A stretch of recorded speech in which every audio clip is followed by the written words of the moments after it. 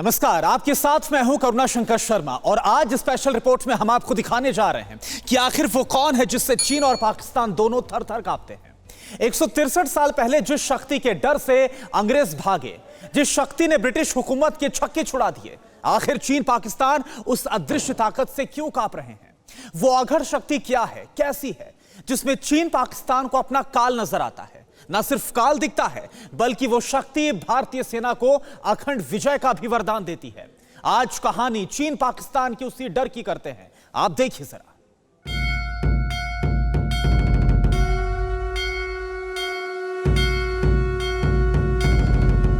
जिस अदृश्य महाशक्ति से कांपते हैं चीन पाकिस्तान।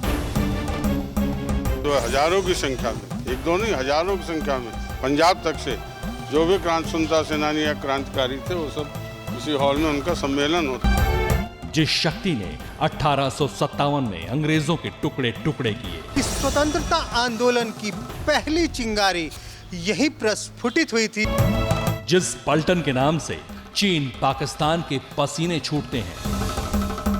अंग्रेज हमारी फौज को काली पलटन कहते थे और अंग्रेजों की फौज को गोरी फौज कहा जाता था।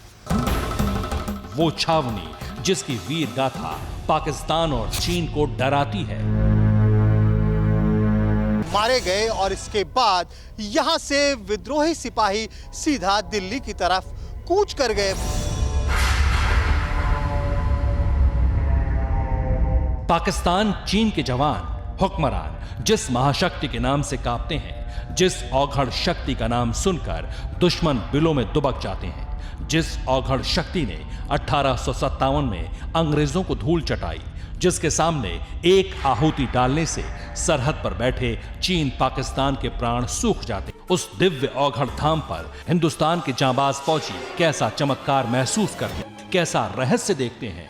वो कुआं कहां है जिससे निकली भीषण चिंगारी ने 1857 में ब्रिटिश हुकूमत की ईंट से ईंट बजा दी थी। अंग्रेजों को भगाने वाली औघड़ शक्ति से चीन पाकिस्तान क्यों थर्राते हैं? आज उस औघड़नाथ के देशभक्ति वाले वरदान की कहानी जो हमारी सेना को आज भी चीन और पाकिस्तान पर फतेह का अजय हथियार देती है।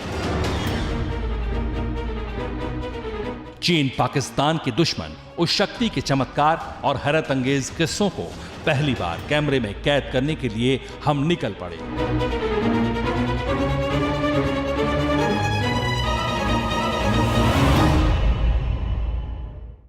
इस वक्त हम मेरठ के बाबा औघड़नाथ मंदिर में मौजूद हैं। हम आपको बता दें कि ये मंदिर भारतीय सेना के मेरठ छावनी के ठीक बीचों बीच मौजूद है और इस मंदिर की अपनी एक अलग कहानी है।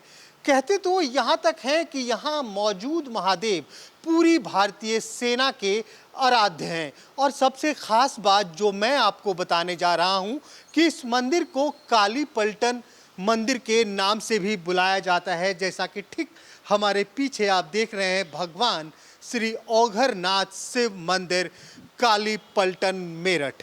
आखिर इस मंदिर को काली पलटन मंदिर भी क्यों बुलाया जाता है, क्या है इसके पीछे की कहानी और क्यों यहाँ मौजूद महादेव पूरे भारतीय सेना के आराध्य हैं, इसकी पूरी कहानी हम आपको आज बताएंगे।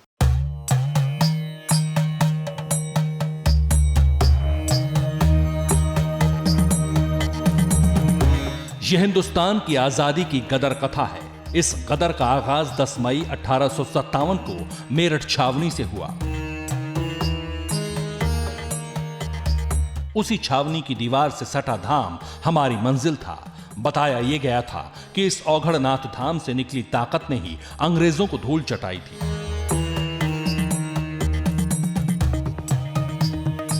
पाकिस्तान और चीन के डर को समझने के लिए हमें औघड़नाथ के उस वरदान को समझना जरूरी था जो भारतीय सेना को अजेय बनाता है। कहते हैं कि 1857 की क्रांति की चिंगारी किसी आग से नहीं जली थी, किसी बारूद के ढेर पे नहीं लगी थी, बल्कि वो चिंगारी प्रस्फुटित हुई थी एक कुएं के पानी से। और आज भी वो कुआं यहाँ काली पलटन मंदिर में मौजूद है। क्या है उस कुएं की कहानी, कैसे उस कुएं की पानी से वो चिंगारी पैदा हुई जिसने कि इतने बड़े सिपाही विद्रोह, उस गदर को अंजाम तक पहुंचाने में अपनी भूमिका निभाई। हम आपको लेकर चलेंगे उस कुएं के पास। बताते हैं कि औघड़नाथ की शक्ति ही थी कि क्रांति की तय तारीख 42 दिन पहले शुरू हो गई। गदर की शुरुआत एक बंदूक और गोली से हुई। वो थी एनफील्ड बंदूक और गोली थी मंगल पांडे की।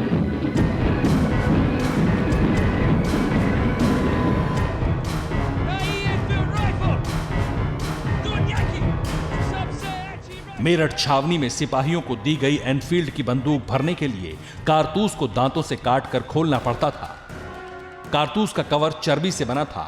जोर की अफवाह फैली कि कारतूस में लगी चर्बी सूअर और गाय के मांस से बनाई गई है। इसी कारतूस से औघड़नाथ मंदिर के कुएं से पहली चिंगारी फूटी। ठीक हमारे पीछे वो कुआं मौजूद है जिसके बारे में ये बताया गया कि ये इसी कुएं के पानी का कमाल था कि इतनी बड़ी क्रांति का जन्म हुआ। आज की तारीख में इस कुएं के ऊपर एक स्मारक बनाया गया है। 1857 की क्रांति में शहीद हुए उन तमाम भारत माता के सपूतों के याद में। यहाँ 1857 पानी पीने को लेकर विवाद हुआ था और सामने ही ये चांदमारी थी जहाँ सीज फायर के लिए आए हुए थे और यहीं पर एक चर बनी हुई थी, एक चर अंदर थी और यहीं पर वो बैठ के पानी पिला कर थे बाबा शिवचरण दास। क्रांति का आगाज हो चुका था। कुएं से पानी पिलाने मंदिर में अंग्रेजों का आना जाना सब वर्जित हो गया था।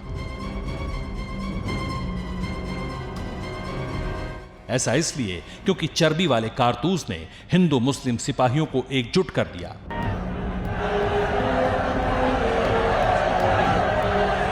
काली पलटन के सिपाहियों ने यह कारतूस चलाने से मना कर दिया। उस वक्त अंग्रेजी सेना के चीफ जॉर्ज एंसन ने कहा, दांत से कारतूस काटो नहीं तो सिर पर गोली खाओ। इसी के बाद औघड़नाथ की ताकत से वो गोली चली जिसने अंग्रेजों को भागने पर मजबूर कर दिया।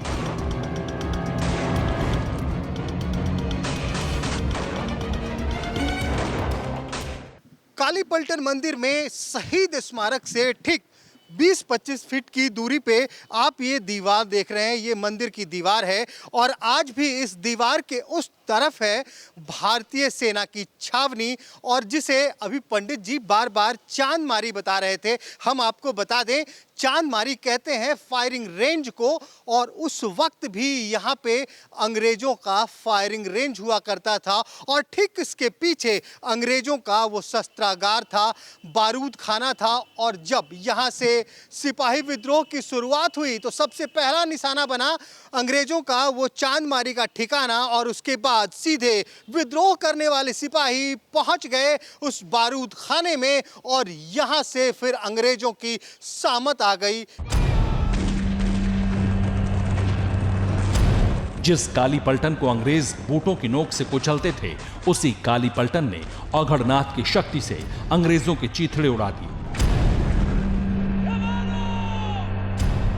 अंग्रेजों की छावनी पर काली पलटन यानी भारतीय वीरों का कब्जा हो चुका था। बस बने रहिए हमारे साथ। आगे की कहानी औघड़नाथ के उस वरदान की जिसका खौफ चीन और पाकिस्तान में आज भी दौड़ता है।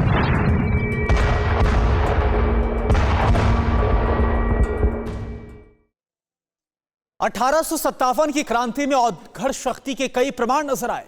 जिस बैरकपुर छावनी से विद्रोह का पहली आवाज उठी, जिसकी पहली चिंगारी फूटी, उस मेरठ छावनी की दीवार से वो दिव्य धाम सटा है।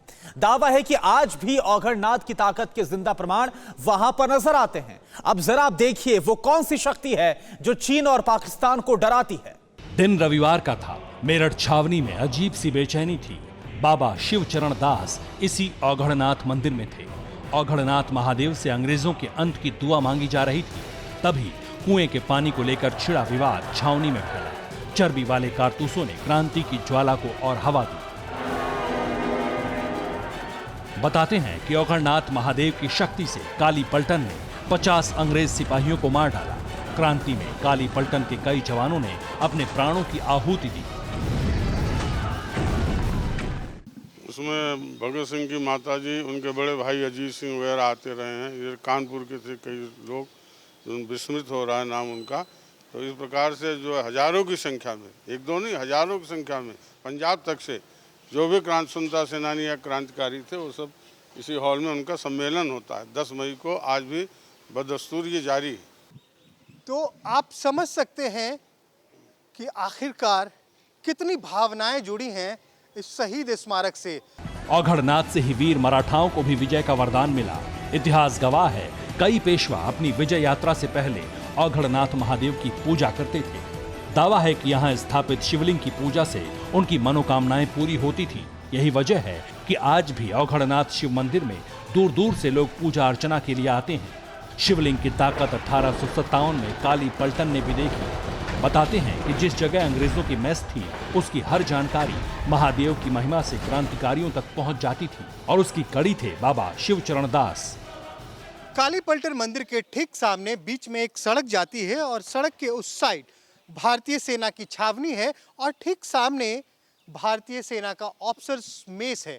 हमें ये बताया गया कि जिस वक्त 1857 की क्रांति हुई थी उस वक्त भी यहाँ पे अंग्रेजी सेना का ऑफिसर्स मेस होता था और अंग्रेज की सेना अपने सारे प्रोग्राम सारी चीज़ों पे यहीं पर डिस्कस करते थे और वो पूरी खबर पहुंचती थी इस मंदिर के बाबा शिवचरण दास जी के पास, जिन्होंने सिपाही विद्रोह की यहाँ अग्नि प्रज्वलित की थी।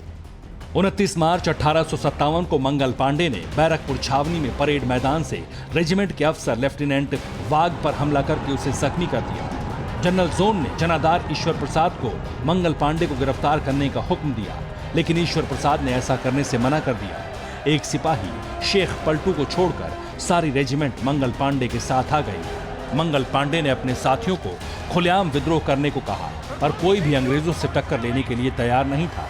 इसके बाद हताश मंगल पांडे ने अपनी ही बंदूक से खुदकुशी करने की कोशिश की, लेकिन वो बच गए। 6 अप्रैल 1857 को मंगल पांडे का कोर्ट मार्शल किया गया और 8 अप्रैल 1857 को मंगल पांडे को बैरकपुर छावनी में फांसी दे दी गई। इस वक्त हमें पंडित जी प्रांगण में ही एक पीपल के पेड़ के पास लेकर आए हैं।